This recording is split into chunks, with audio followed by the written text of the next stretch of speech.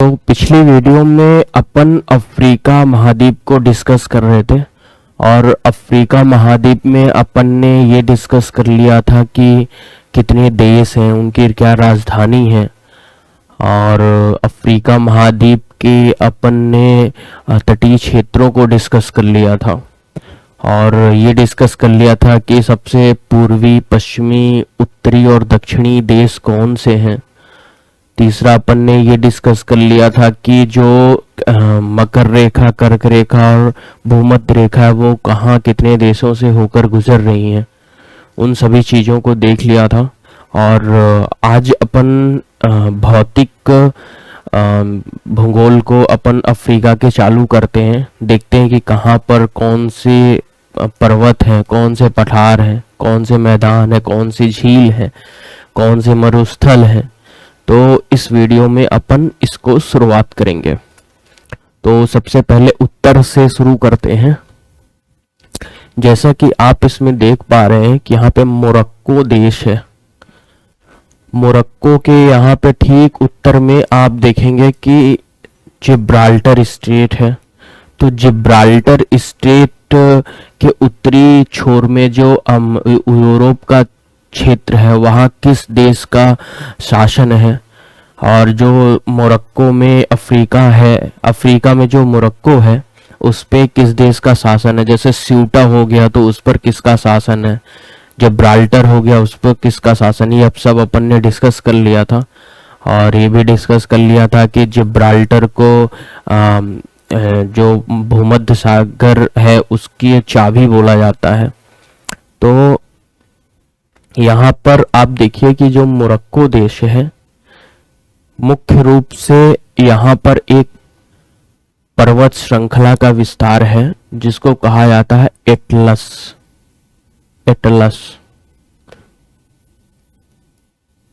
तो एटलस पर्वत श्रृंखला जो है वो मुख्यतः 3 पर्वतीय क्षेत्रों पर विभाजित है। हाई एटलस, अगर ये एटलस माउंटेन है तो यहाँ पर आप देखेंगे कि यहाँ पे सहारा माउंटेन है और यहाँ पर हाई एटलस माउंटेन है। हाई एटलस माउंटेन है।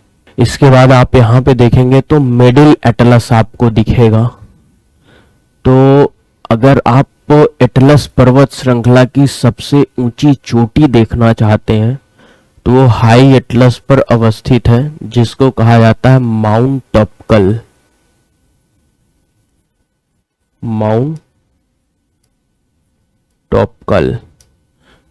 तो माउंट टॉपकल जो है वो एटलस माउंटेन की सबसे ऊंची चोटी। इसके बाद जो मोरक्को देश है उस पर एक शहर आप देखेंगे जिस पर का नाम है मराकेश। मराकेश शहर की कुछ खास बातें हैं जो जानने के योग्य हैं।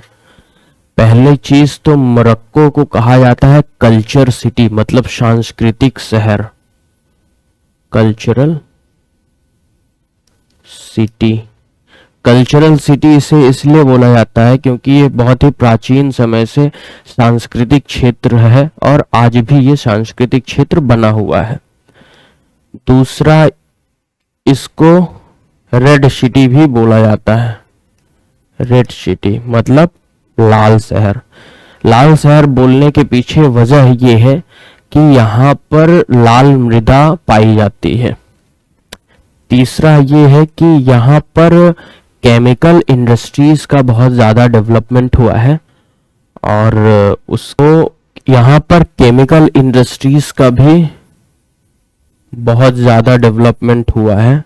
केमिकल इंडस्ट्रीज का डेवलपमेंट होने के कारण जो रसायन उद्योगों का विकास होने के पीछे वजह यह है कि मोरक्को में फॉस्फेट और कोबाल्ट रासायनिक तत्व पाए जाते हैं जिनके कारण यहाँ केमिकल इंडस्ट्रीज का डेवलपमेंट हुआ है। तो अपन मोरक्को से संबंधित जानकारियों को देख लिए हैं। इसके बाद आप ये समझिए कि ये जो रीजन है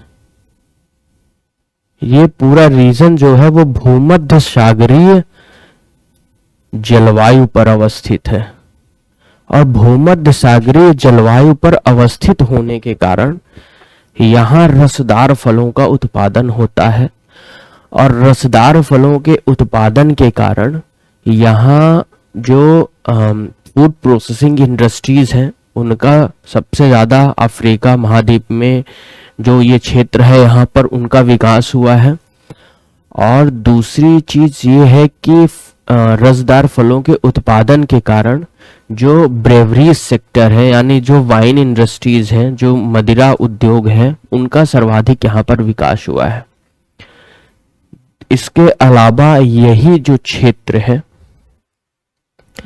ये जो अल्जीरिया का और तुनिशिया का और लीबिया का ये जो क्षेत्र आप देख रहे हैं, यहाँ पर खनिज तेल के भंडार हैं, और खनिज तेल के भंडार के कारण ही यहाँ पर जो रिफाइन उद्योगों का विकास हुआ है, तेल शोधन उद्योगों का यहाँ पर विकास हुआ है। इसके बाद आप ये देखिए कि यहाँ पर इजिप्ट में एक बंदरगाह है जिसको कहा जाता है अलेक्जेंड्रिया। तो अलेक्जेंड्रिया की खास बात ये है कि ये अफ्रीका का सबसे बड़ा बंदरगाह है, और इस बंदरगाह से मुख्य रूप से चावल और कॉटन यानी कपास का निर्यात किया जाता है। और अलेक्जेंड्रिया जो है वो दूसरी सबसे ज़्यादा जनसंख्या पाई जाने वाली अलेक्जेंड्रिया जो है वो दूसरा ऐसा अफ्रीका में शहर है जहां जनसंख्या सर्वाधिक है। इसके अतिरिक्त अपन ये देखते हैं कि ठीक यहीं पे अलेक्जेंड्रिया के बगल में नील नदी के किनारे कैरो अवस्थित है, और कैरो जो है वो इजिप्ट की राजधानी है। और यहाँ मुख्य रूप से जो नील नदी है, नील नदी का जो बेसिन है उसका मुख्य रूप से उपयोग कपास और चावल के उत्पादन के लिए किया जाता है। यही कारण है कि कैरो शहर में जो मुख्य उद्योग है वो टेक्सटाइल इंडस्ट्रीज है, और चावल के प्रसंस्करण से संबंधित उद्योगों का विकास हुआ है। तो जो नील नदी है सबसे पहले उसे डिस्कस कर लेते हैं। नील नदी जो है वो विश्व की सबसे लंबी नदी है, तो इसको डिटेल से डिस्कस कर लेते हैं कि इसका उद्गम कहाँ से हुआ है और इसकी सहायक नदियाँ क्या हैं, वो सहायक नदियों का उद्गम कहाँ से हुआ है, नील नदी पर जो डैम बनाए गए हैं, जो रिजर्वायर बनाए गए हैं वो कौन से हैं, वहाँ पर वो कहाँ पर अवस्थित हैं। तो नील नदी के बारे में अपन डिटेल से चर्चा कर लेते हैं। देखिए, सबसे पहले आप यहाँ पर देखेंगे कि एक आपको लेक दिख रही है जिसको कहते हैं विक्टोरिया लेक। विक्टोरिया लेक की खास बात ये है कि ये विश्व की दूसरी सबसे बड़ी मीठे पानी की झील है। विश्व की सबसे बड़ी मीठे पानी की झील अपन ने डिस्कस किया था, उत्तरी अमेरिका में सुपीरियर थी। दूसरा विक्टोरिया के बारे में खास बात यह है कि ये अफ्रीका की सबसे बड़ी मीठे पानी की झील है। और तीसरी खास बात यह है कि अगर आप इस झील का विस्तार देखेंगे तो इस झील का विस्तार है युगांडा में, केन्या में, तंजानिया में, मतलब कि 3 देशों पर इसके क्षेत्र का विस्तार है। इसके अलावा इसकी खास बात यह है कि अगर आप देखेंगे तो इक्वेटर जो पास हो रहा है, जो भूमध्य रेखा पास हो रही है, वो विक्टोरिया लेक से ही पास हो रही है। तो ये सवाल पूछा जा सकता है कि अफ्रीका महाद्वीप की ऐसी कौन सी झील है जिससे होकर भूमध्य रेखा गुजर रही है, तो वो अफ्रीका ही है, विक्टोरिया ही है। अब इससे क्योंकि उद्गम हो रहा है नील रिवर का, तो उससे संबंधित बातों को अपन समझ लेते हैं।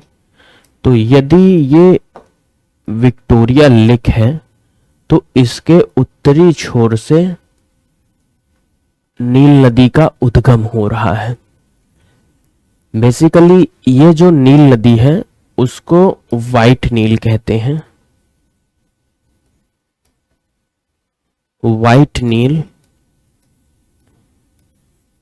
नील जब अपनी सहायक ब्लू नील से मिल जाती है तो इसको नील नदी कहते हैं। कहाँ मिलती है, किससे मिलती है, वो अपन डिस्कस करेंगे। जहां से व्हाइट नील नदी का उद्गम हो रहा है वहीं पर आप देखेंगे तो एक डैम बना हुआ है। उस डैम का नाम है ओवन डैम। तो याद रखिएगा, विक्टोरिया जो झील है उसके उत्तरी किनारे पर जहां से नील नदी का उद्गम हो रहा है वहां पर ओवन डैम बनाया गया है। इसके बाद आप यहां पर देखिए कि जो सूडान की राजधानी खार्तूम है वहां पर इसकी एक सहायक नदी आके मिलती है जिसका नाम है ब्लू नील। अगर मान लीजिए ये खार्तूम है, अगर मान लीजिए ये खार्तूम है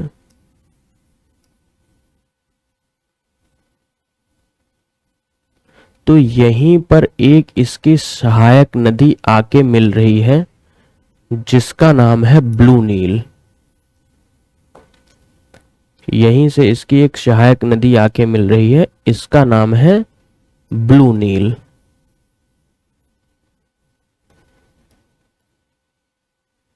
ब्लू नील बेसिकली इथोपियन हाईलैंड से निकलती है। ये इथोपियन हाईलैंड है, इथोपियन हाईलैंड, इथोपियन उच्च भूमि। और ये जो ब्लू नील है ये जो निकल के नील नदी पर जाके मिल रही है, तो यहां पर आप देखेंगे कि ब्लू नील पर एक डैम बनाया गया है जिसको कहते हैं शिनार डैम। शिनार डैम।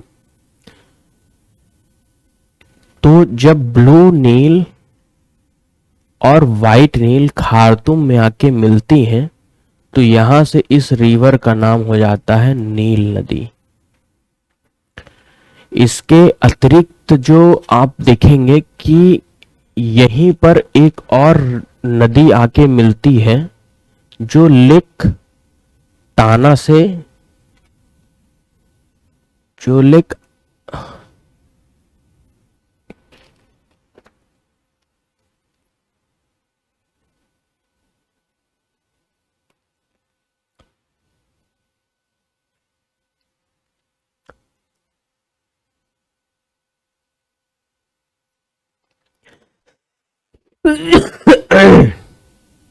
यहीं पर आप ये देखेंगे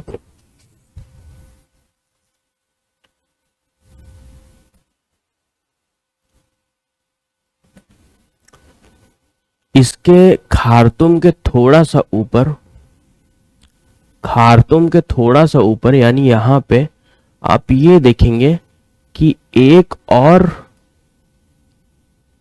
रिवर जाके इस पे नील नदी पे जाके मिल रही है और इस रिवर का नाम जो है अतबारा है। अतबारा। तो आप ये देख सकते हैं कि जो नील नदी है वो ब्लू नील यानी कि इस नदी और व्हाइट नील, यानी कि इस नदी के द्वारा मिलने पर बनती है।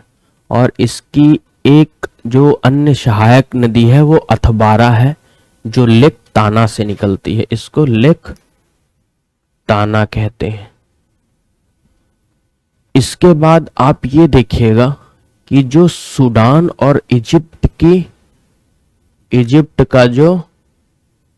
सूडान और इजिप्ट की जो बाउंड्री है, जो राजनीतिक सीमा है, उस पर एक लेक अवस्थित है जिसको कहते हैं लेक नाशेर।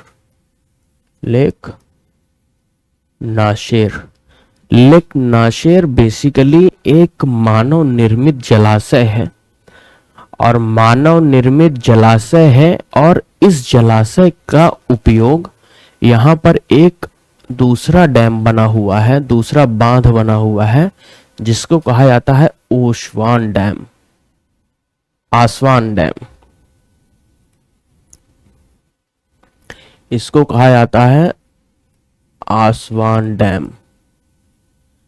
तो आप ये समझ सकते हैं कि जो लेक नाशेर है, जो इजिप्ट और सूडान के बीच बाउंड्री पर बना हुआ है, वो एक मानव निर्मित जलाशय है। और मानव निर्मित उस जलाशय का उपयोग आसवान डैम के लिए किया जाता है। तो उम्मीद है इतना आप लोग समझ गए होंगे। उसके बाद यहाँ पे इजिप्ट में ये जाके होते हुए ये भूमध्य सागर में जाके मिल जाती है नील नदी, और इसी के मुहाने पर अलेक्जेंड्रिया बंदरगाह अवस्थित है, जिसकी चर्चा अपन अभी कर चुके हैं। और इसके ठीक नीचे दक्षिण पूर्व में कायरो शहर अवस्थित है, जो इजिप्ट की राजधानी और एक बड़ा औद्योगिक शहर इजिप्ट का है। तो उम्मीद है कि आपको नील रिवर के कॉन्सेप्ट के बारे में समझ में आ गया होगा। और ये तो अपन चर्चा कर ही लिए हैं कि नील नदी का जो बेसिन क्षेत्र है, वहां पर मुख्य रूप से कॉटन और राइस का प्रोडक्शन किया जाता है, कपास और चावल का। इसके बाद अपन ये देख लेते हैं कि सिनाई पेनिसुला क्या है, स्वेज कैनाल क्या है। देखिए, सबसे पहले आप ये देखिए कि ये जो आपको त्रिभुज आकार का जो क्षेत्र दिख रहा है, इसी को कहते हैं Sinai peninsula. Sinai peninsula. Peninsula क्या होता है, मतलब उपमहाद्वीप क्या होता है, ये अपन जब उत्तरी अमेरिका डिस्कस कर रहे थे तब डिस्कस कर चुके हैं। जिन्हें इसके बारे में नहीं पता है वो जाएं और वहां से देखें। तो ये देख लेते हैं कि सिनाई पेनिसुला में जो स्वेज कैनाल बनी है, वो उसके उत्तरी और दक्षिणी क्षेत्र में क्या अवस्थित है। तो सबसे पहले आप ये समझिए कि जो स्वेज कैनाल यहां पर बनी है, उसके कारण भूमध्य सागरीय क्षेत्र से अगर आप पश्चिमी एशिया में आना चाहते हैं तो इसकी दूरी बहुत कम हो गई है, क्योंकि यहां से ये निकल के यहां पर आ सकते हैं। लेकिन जब स्वेज कैनाल का निर्माण नहीं हुआ था, तब अगर इस क्षेत्र से किसी को इस क्षेत्र में आना है तो वो ऐसे पूरा घूम के आते थे, ऐसे पूरा घूम के आते थे। आप समझ सकते हैं कि स्वेज कैनाल के बनने से इनके बीच की दूरी कितनी कम हुई है। अब स्वेज कैनाल में कौन कौन सी झीलें हैं ये देख लेते हैं, कौन कौन से शहर अवस्थित है, कौन कौन से पोर्ट अवस्थित है। तो अगर मान लीजिए यहां पर, अगर मान लीजिए ये पूरी स्वेज, ये पूरा ये जो ये क्षेत्र है, अगर इसको अपन बड़े इमेज पर देख लें तो ये है। यहां पर जो पोर्ट अवस्थित है, यानी यहां पर जो पोर्ट अवस्थित है उसे कहते हैं पोर्ट शेड, और यहां पर जो पोर्ट अवस्थित है पोर्ट स्वेज बोलते हैं। पोर्ट सेट से लेकर पोर्ट स्वेज तक कुछ झीलों का निर्माण किया गया है। जैसे सबसे उत्तर में आप देखेंगे तो यहां पर है एक लेक तिमशा, उसके बाद आप एक लेक देखेंगे बड़ी सी जिसका नाम है लेक बिटर, उससे लगी हुई एक आप छोटी सी लेक देखेंगे जिसका नाम है लेक लिटिल बिटर।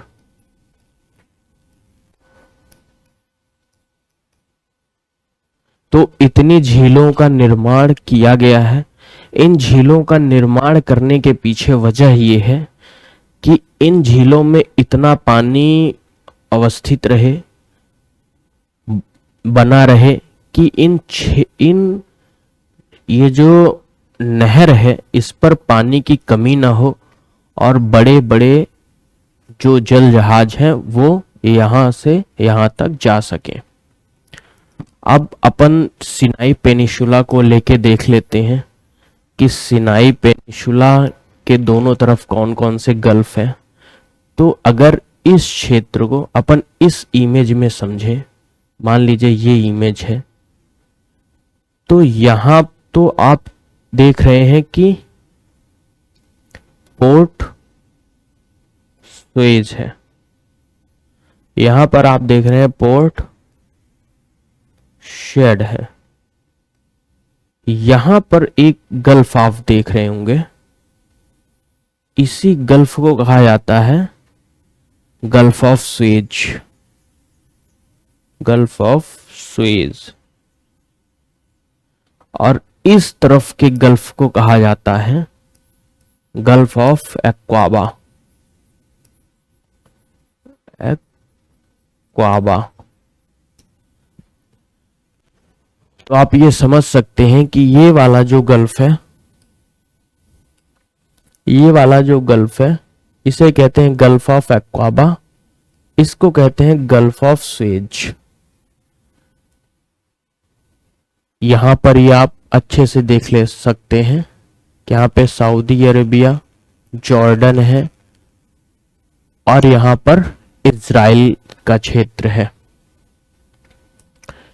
इसके बाद आप ये समझिए कि जो जॉर्डन है, यहां पर ये जो जॉर्डन है, जॉर्डन विश्व का एक ऐसा देश है जिसकी सबसे कम तटीय क्षेत्र, जिसपे सबसे कम तटीय क्षेत्र पाया जाता है। वहीं यदि आप कनाडा की बात करेंगे तो जब अपन उत्तरी अमेरिका डिस्कस कर रहे थे तो कनाडा एक ऐसा देश है विश्व का जिसपे सबसे लंबी तटीय रेखा अवस्थित है।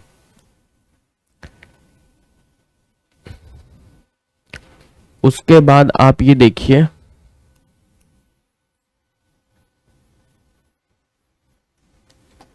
कि ये जो सागर है उसको कहते हैं रेड सी, ये जो सागर है उसको कहते हैं गल्फ ऑफ अडेन। यहां पर आप देख सकते हैं ये गल्फ ऑफ अडेन है, ये रेड सी है। यहां पर एक जल संधि आप देख रहे होंगे, इसको कहते हैं स्ट्रेट ऑफ बाब अल मंडेब, स्ट्रेट ऑफ बाब अल मंडेब, स्ट्रेट ऑफ बाब अल मंडेब। तो बाब अल मंडेब जो है बेसिकली वो दिग्जिबूती जो देश है अफ्रीका महाद्वीप का, उसको यमन से अलग करता है। यमन जो है वो पश्चिमी एशिया पर अवस्थित है। तो अगर दिग्जिबूती को यमन से अलग कर रहा है तो रेड सी को गल्फ ऑफ अडेन से जोड़ रहा है। इसके बारे में आप ये समझिए कि ये जो पूरा क्षेत्र है वो हॉर्न ऑफ अफ्रीका कहलाता है। अफ्रीका की सींग भी इसको बोलते हैं। और यहाँ पर एक आइसलैंड है, सोकोत्रा आइसलैंड, जिस पर यमन का अधिकार है। और ये जो हॉर्न ऑफ अफ्रीका है, ये बेसिकली समुद्री लुटेरों से प्रभावित विश्व में सबसे ये हॉर्न ऑफ अफ्रीका विश्व में सर्वाधिक समुद्री लुटेरों से प्रभावित क्षेत्र है। इस पर 4 देश आते हैं, इरिट्रिया आता है, इथोपिया आता है, जिबूती आता है और सोमालिया आता है। तो उम्मीद है आप इतना समझ गए होंगे। उसके बाद आप ये समझिए कि जैसा कि हमने नील रिवर को डिस्कस करते हुए डिस्कस किया था कि यहाँ पर इथोपियन उच्च भूमि है। अगर ये इथोपियन हाईलैंड है तो इससे कुछ रिवर्स भी निकलती होंगी, इनसे कुछ नदियों का उद्गम भी होता होगा। तो इधर की नदी का तो अपन उद्गम समझ लिए थे कि ब्लू नील का होता है। इधर भी 2 नदियों का उद्गम होता है, जिसमें से इस नदी को कहते हैं शिबेली और इस नदी को कहते हैं जुब्बा। ये दोनों नदियां सोमालिया की महत्वपूर्ण नदियां हैं। यहां पर आप देख सकते हैं, इस पे दर्शाया नहीं गया है पर यहां पर आप देख सकते हैं।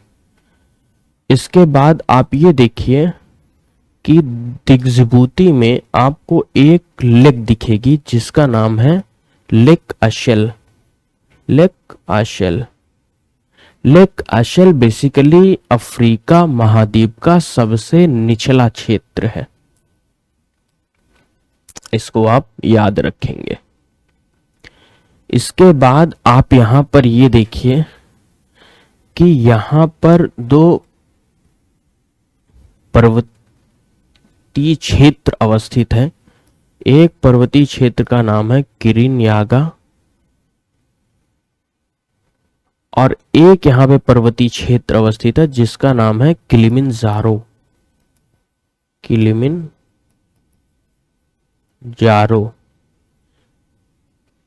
किरिनयागा जो पर्वतीय क्षेत्र है वो बेसिकली एक ज्वालामुखी क्षेत्र है, ज्वालामुखी पर्वतीय क्षेत्र है और ये अफ्रीका महाद्वीप का दूसरा सबसे ऊंचा क्षेत्र है। इसके अलावा आप ये देखिए किलिमंजारो जो है वो अफ्रीका महाद्वीप का सबसे ऊंचा पर्वतीय क्षेत्र है और इसी पर्वतीय क्षेत्र ऊंचाई पर अवस्थित ये केन्या की राजधानी नैरोबी अवस्थित है। तो नैरोबी से संबंधित विशेषताओं को देख लेते हैं। देखिए नैरोबी क्या है, बेसिकली ऊंचे पर्वतीय क्षेत्र पर अवस्थित एक शहर है जो केन्या की राजधानी भी है और नैरोबी का बेसिकली उपयोग प्लांटेशन के लिए किया जाता है और प्लांटेशन में भी मुख्य रूप से यहाँ पर चाय का उत्पादन किया जाता है। तो इस पर्वतीय क्षेत्र को हम चाय उत्पादक की दृष्टि से महत्वपूर्ण क्षेत्र मानते हैं। इसके बाद आप ये देखिए कि जो मोम्बासा है, मोम्बासा केन्या का एक महत्वपूर्ण सी पोर्ट है, बंदरगाह है जो मुख्य रूप से चाय के निर्यात के लिए उपयोग किया जाता है।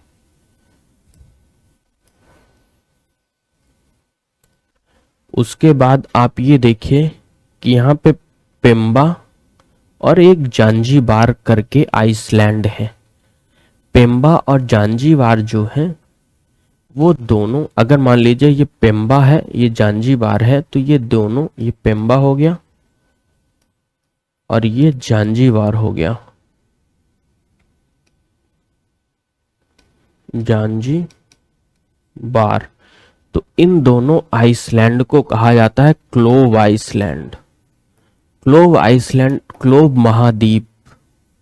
क्लोव महाद्वीप कहने के पीछे वजह यह है कि विश्व की लगभग 90% जो जो विश्व की लगभग जो 90% लौंग का उत्पादन होता है वो इन्हीं दो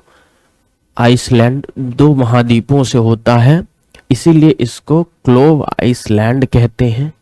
और यहाँ से उत्पादन होने के बाद ये जो आप दर एस सलाम बंदरगाह तंजानिया का देख रहे हैं, ये जो तंजानिया का दर ए सलाम बंदरगाह है, यहाँ से लौंग का निर्यात कर दिया जाता है। तो यहाँ आप ये भी ध्यान रखिएगा कि विश्व में सबसे अधिक गुणवत्ता वाली लौंग का उत्पादन यहाँ पर किया जाता है। तो इस वीडियो में इतना ही। नेक्स्ट वीडियो में इसके आगे अपन डिस्कस करेंगे।